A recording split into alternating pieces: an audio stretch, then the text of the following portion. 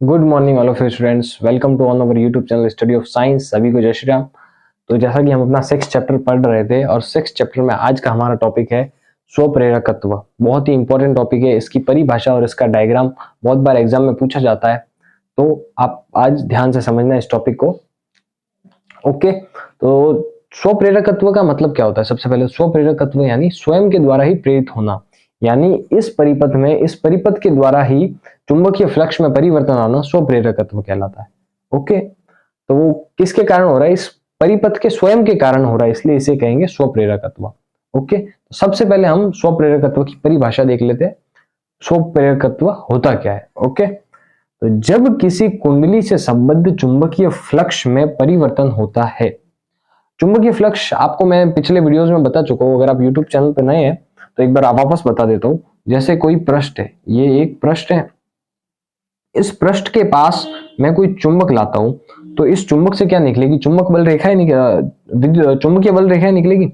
ये चुंबकीय बल रेखाएं निकल रही है, तो इस पृष्ठ से गुजरने वाली चुंबकीय बल रेखाओं की संख्या को क्या कहेंगे? हम चुंबकीय फ्लक्स कहेंगे। ओके, अब जैसे ही मैं इसको दूर लेके जाऊंगा तो इन चुंबकीय बल रेखाओं की संख्या क्या होगी? कम होगी। जैसे मैं इसको अब दूर लेके जा रहा हूं यहां से इस ओर, तो क्या हो जाएगी? 3 थी पहले संख्या, अब कितनी रह गई? 2। तो जैसे हम इस चुंबक को इसके पास और दूर लेके आएंगे, इसके चुंबकीय फ्लक्स में परिवर्तन होगा। वैसे ही कुंडली में धारा प्रवाहित करेंगे या धारा को एकदम से कम कर देंगे या एकदम से बढ़ा देंगे, तो उस समय इस कुंडली के फ्लक्स में भी परिवर्तन होगा, चुंबकीय फ्लक्स में भी परिवर्तन होगा। ओके, तो आपको चुंबकीय फ्लक्स समझ में आ गया क्या है? नहीं समझ में आया अभी भी तो पिछले वीडियोस जाकर देख लेना एक बार, आपको समझ में आ जाएगा। अब हम पढ़ते हैं स्वप्रेरकत्व की परिभाषा। स्वप्रेरकत्व होता क्या है? जब किसी कुंडली से संबद्ध चुंबकीय फ्लक्स में परिवर्तन होता है तो इसी कुंडली में प्रेरित विद्युत वाहक बल तथा प्रेरित धारा उत्पन्न होने की घटना को स्वप्रेरकत्व कहते हैं। यानी कि ये हमारी एक कुंडली, ये परिपथ है। इस परिपथ में अभी मैंने डॉट नहीं लगाया, यानी धारा प्रवाहित नहीं हो रही है। जैसे ही मैं इसमें डॉट लगाऊंगा तो क्या था? शून्य था, और शून्य से एकदम अधिकतम धारा प्रवाहित होने लगी। पहले धारा प्रवाहित नहीं हो रही थी, यानी चुंबकीय फ्लक्स क्या था? शून्य था।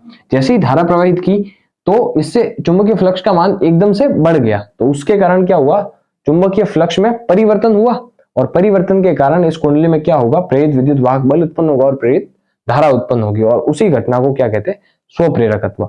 यानी एकदम से चुंबकीय फ्लक्स का मान का बढ़ना और एकदम से चुंबकीय फ्लक्स के मान का घटना क्या कहलाता है?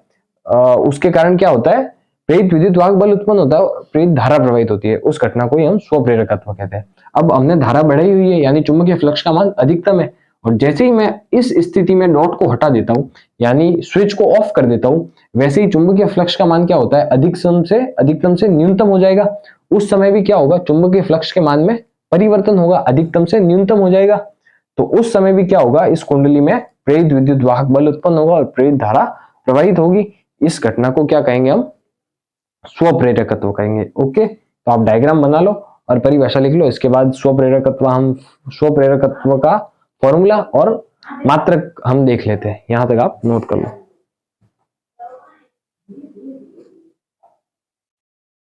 यहां पर डॉट लगा देना ताकि आपको पता रहे कि डॉट लगाते हैं तब हाई होता है और डॉट हटाते हैं तब चुंबकीय फ्लक्स का मान न्यूनतम होता है अधिकतम से।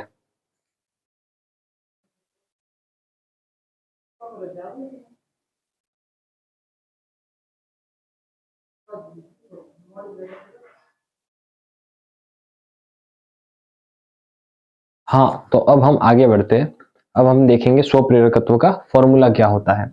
सबसे पहले तो यहां से मैं लिख देता हूं फाई समानुपाती आई। ओके, फाई समानुपाती आई। फाई क्या है? चुंबकीय फ्लक्स, और ये क्या है? आई, यानी परिपथ में प्रवाहित होने वाली धारा।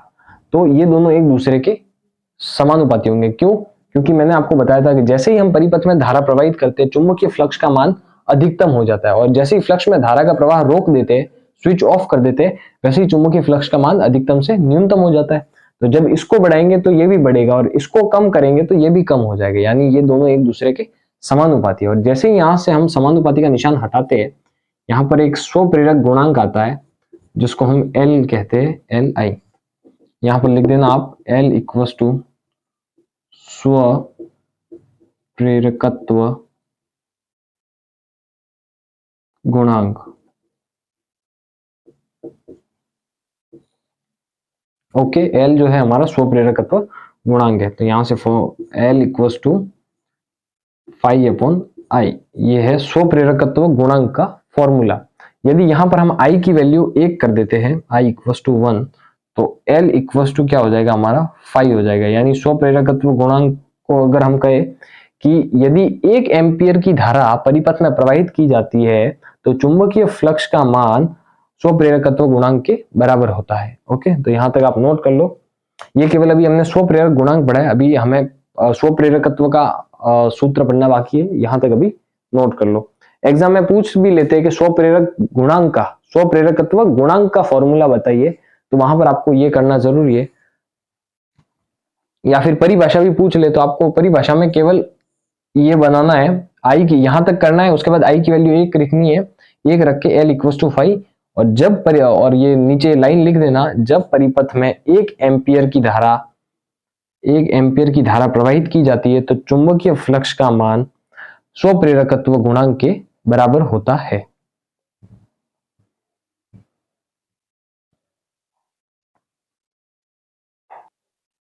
हाँ, तो अब हम आगे बढ़ते हैं लेंज फेराडे के नियम से। लेंज फेराडे का 7 का नियम आपको पता ही है, वो है E equals to minus D five by D T.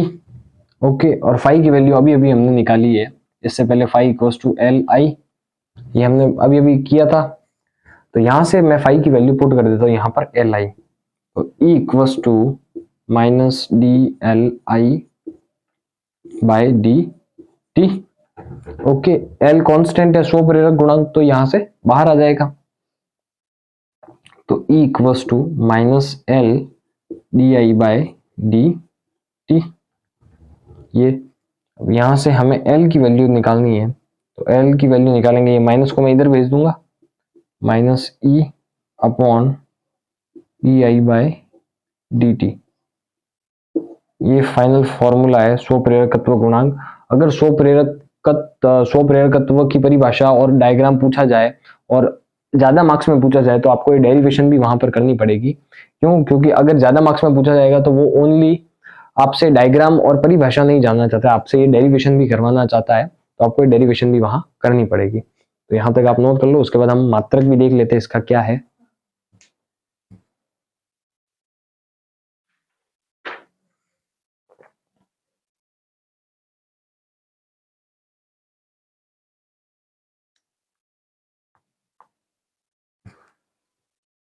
मात्रक भी साथ साथ ही लिख देना, आप ये लिख लेना, इसके नीचे ही लिख लेना, यहां पर मैं लिख रहा हूं मात्रक स्वप्रेरकत्व गुणांक L equal to 5 upon I था, ये हमारा फॉर्मूला था, L equal to 5 upon I. 5 का मात्रक क्या होता है? चुंबकीय फ्लक्स का वेबर, वेबर मैंने आपको लिखवाया था। ओके, और धारा का मान क्या होता है? एम्पियर, मात्रक सॉरी AMP। तो स्वप्रेरकत्व गुणांक का मात्रक क्या बन जाएगा? वेबर अपॉन एम्पियर, और वेबर अपॉन एम्पियर को हम क्या लिखते हैं? हेनरी।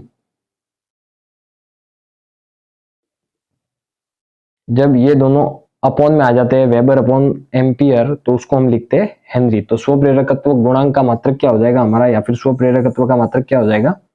हेनरी। ओके, मात्रक भी निकाल दिया हमने, फॉर्मूला भी निकाल दिया है, और परिभाषा भी पढ़ ली और डायग्राम भी कंप्लीट कर दिया है। तो आज की क्लास हमारी यही खत्म होती है, स्वप्रेरकत्व गुणांक कंप्लीट होता है। कल पढ़ेंगे नया टॉपिक। तो ऐसे ही जुड़े रहिए हमारे YouTube channel study of science के साथ। हमारे वीडियोस को लाइक कीजिए, चैनल को सब्सक्राइब कीजिए, और अगर आपको कुछ भी समझ में नहीं आता तो आप कमेंट कीजिए, हम आपको और अच्छे से समझाने का ट्राई करेंगे। Okay, all the best. और ये नोट कर लेना, मात्रक और फॉर्मूला दोनों।